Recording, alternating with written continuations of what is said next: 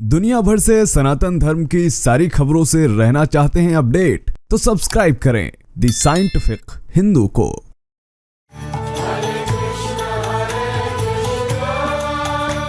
नमस्ते नरसिंहाय।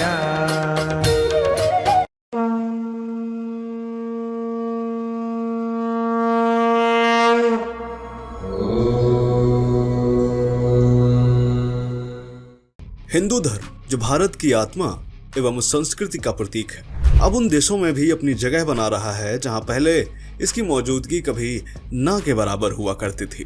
जी हाँ, वह देश है चीन या फिर चाइना। यहाँ पर हिंदू धर्म अब धीरे धीरे अपने पैर पसार रहा है, क्योंकि चीन में लोग डिप्रेशन, डिसऑर्डर्स और अन्य शारीरिक समस्याओं से ज्यादा मानसिक समस्याओं से जूझ रहे थे। लेकिन तभी उन्हें हिंदू धर्म एक आशा के रूप में दिखा और अब इस कम्युनिस्ट और नास्तिक देश में सनातन धर्म तेजी से बढ़ रहा है। आज की इस वीडियो में हम डिटेल में बात करेंगे कि आखिर हिंदू धर्म चीन में किस तरह बढ़ रहा है, क्या क्या उसके कारण है और इस्कॉन का क्या योगदान है चीन में, और आपको एक्सक्लूसिव फुटेजेस और वीडियोस भी दिखाएंगे क्योंकि आपको खुश कर देंगे।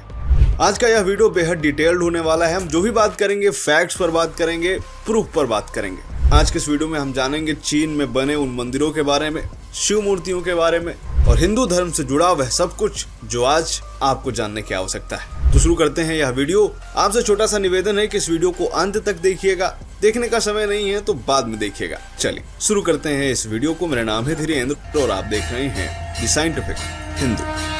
चीन में अगर आज हिंदू धर्म की बात की जाती है, अगर आप हैरान होते हैं तो आपको हैरान नहीं होना चाहिए, क्योंकि प्राचीन काल में खासकर दूसरी से 12वीं शताब्दी तक भारतीय व्यापारी, कई विद्वान और कई बौद्ध भिक्षु चीन पहुंचते हैं और इन सबके साथ ही भारत का हिंदू धर्म भी चीन पहुंचता रहता है, जैसे कि योग, ध्यान, वैदिक दर्शन और भी तमाम चीजें। तमिल व्यापारी जैसे अय्यावोले और मणिग्रामम जैसे लोगों ने दक्षिण पूर्वी चीन के फुजियान प्रांत में तमाम शिव मंदिर और विष्णु मंदिर बनवाए। इसके अलावा चीन के क्वानझोउ में 1281 ईस्वी की एक तमिल चीनी द्विभाषी शिलालेख मिला है, यानी एक ऐसा शिलालेख जिस पर हिंदी और चाइनीज दोनों में लिखा हुआ है और ये शिव मंदिर से जुड़ी हुई है। कई हिंदू ग्रंथों का चीनी भाषा में अनुवाद हुआ, जैसे सांख्य कारिका, इसको चाइनीज में जिन क्वी शीन लुन कहा जाता है, और हरिवंश के भी कुछ हिस्सों का अनुवाद चाइनीज में किया गया। आज भी चाइना में तमाम लोग माता सरस्वती की पूजा करते हैं। माता सरस्वती को चीन में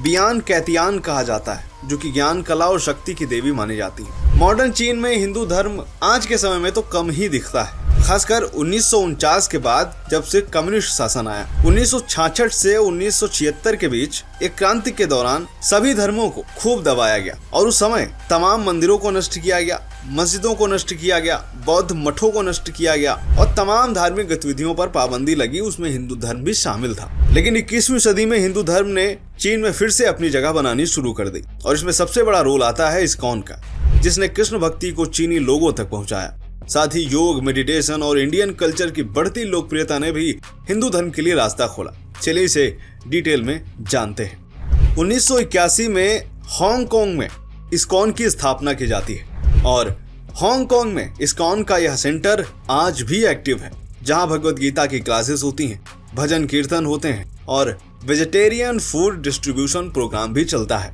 इसके अलावा बीजिंग, शंघाई, चेंगडू, शेंझेन जैसे शहरों में भी इस्कॉन के छोटे छोटे समूह हैं, जो कि घरों में और प्राइवेट जगहों पर जाकर कीर्तन और भगवत गीता भी लोगों को डिस्ट्रीब्यूट करते हैं। इस्कॉन ने योग और मेडिटेशन को बढ़ावा दे करके चीन में सनातन धर्म को फैलाना शुरू किया। ये हिंदुस्तान टाइम्स की रिपोर्ट है 2016 की, जिसमें बताया गया था कि चीन के कई शहरों, जिसमें Beijing, Shanghai, Chengdu, Shenzhen, Harbin और वुहान था, यहाँ पर कृष्ण जन्माष्टमी मनाई गई थी।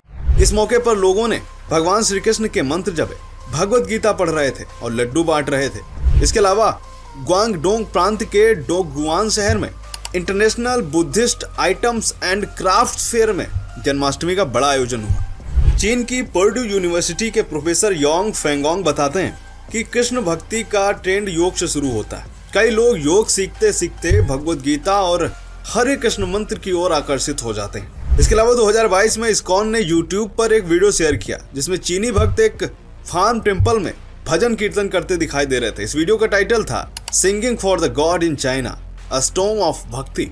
इसी तरह के तमाम वीडियोस आज भी यूट्यूब पर भरे पड़े हैं। इसके अलावा यहाँ पर एक और खबर है दोस्तों, सोचा मैं आपको बता दूं। दरअसल 2007 में एक बड़ी खबर आई थी जब चीनी सरकार ने BAPS संस्था को अक्षरधाम जैसा मंदिर चीन के फोसान में बनाने की इजाजत दी थी। उस समय चीन की सरकार ने कहा था कि यह भारतीय और चीन के रिश्तों में सांस्कृतिक आदान प्रदान करने के लिए एक मिसाल के तौर पर होगा। हालांकि अब इसके बारे में क्या अपडेट है ये हमें नहीं मिली। ध्यान रहे BAPS वही है जिसने अभी UI में मंदिर बनाया है। इसके अलावा एक और वीडियो है जो कि काफी ज्यादा वायरल है। ये भी इस्कॉन ने अपने ट्विटर पर ट्वीट किया हुआ था। इसमें हम देखते हैं कि चाइना के पुरुष और महिलाएं मृदंग और मजीरा बजाते हुए चाइना में झूम रहे थे।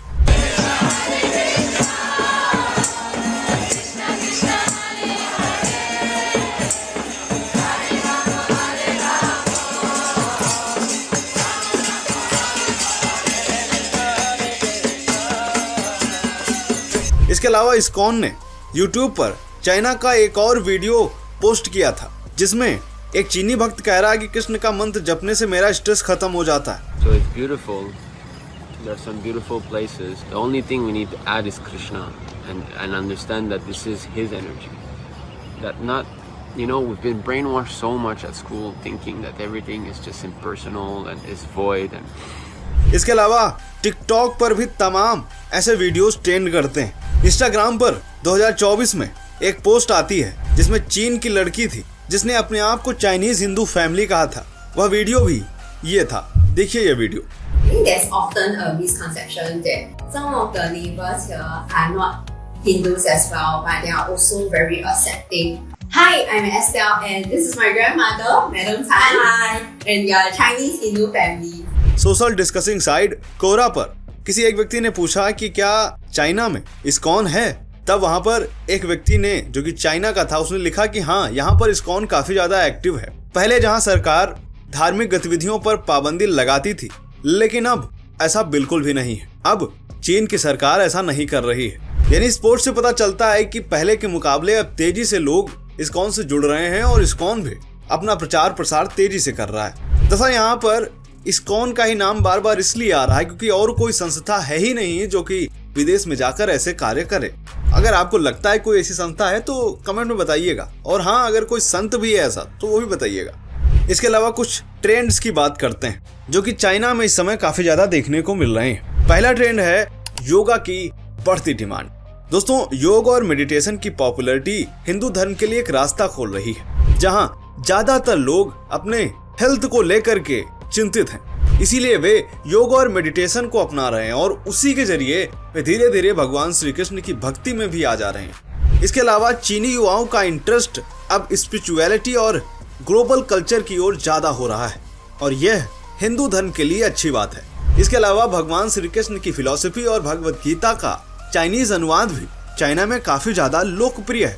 इसीलिए धीरे धीरे चाइना में सनातन धर्म बढ़ रहा है। दोस्तों, चीन जैसे देशों में जहां 50 के दशक में धर्म को दबाया गया, वहां की सड़कों पर आज हरे राम हरे कृष्ण का मंत्र गूंजना और लोगों का भगवत गीता पढ़ना अपने आप में एक क्रांति है। ये वीडियोस और खबरें ये बताती हैं कि सनातन धर्म एक ऐसी व्यवस्था है जिसको सही से प्रचारित और प्रसारित किया जाए तो दुनिया का कोई भी वह देश नहीं जो कि सनातन को ना अपनाए। बस दिक्कत यही है कि भारत में आज कोई भी सनातन संस्था ऐसा काम नहीं कर रही। उन्हें बस भारत में ही रहना है और भारत के लोगों को ही वही रिपीटेटिव कहानियां सुनानी। अगर कोई संस्था ऐसी हिम्मत करे कि वह विदेशों में जाकर सनातन धर्म को फैलाएगी तो यकीन मानिए वह दिन दूर नहीं जब दुनिया के हर देश में सनातन काफी तेजी के साथ फैलेगा। तो दोस्तों, ये वीडियो आपको कैसा लगा कमेंट करके बताइएगा। मिलते हैं आपसे अगले वीडियो में, तब तक के लिए जय हिंद, जय भारत, वंदे मातरम।